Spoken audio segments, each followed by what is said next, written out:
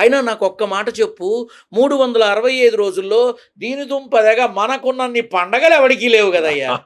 అవునా? ఏ ఒక్క పండగన్నా మంచి రోజు నాడు వచ్చిందా చూసి చెప్పండి.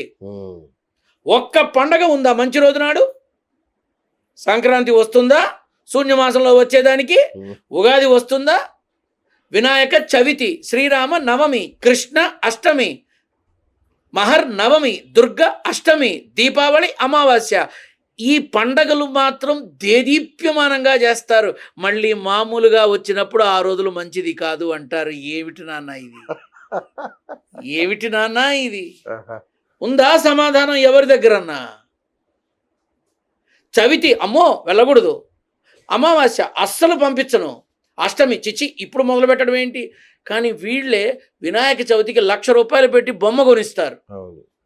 వీళ్ళే అమావాస్య నాడు అంగరంగ వైభవంగా వాళ్ళ వ్యాపార స్థానాలని అలంకరిస్తారు. వీళ్ళే శ్రీరామనవమికి అద్భుతంగా కళ్యాణం చేయిస్తారు. అవి పనికొచ్చినప్పుడు ఇవి ఇప్పుడెందుకు పనికిరావు? ఆలోచించాలి.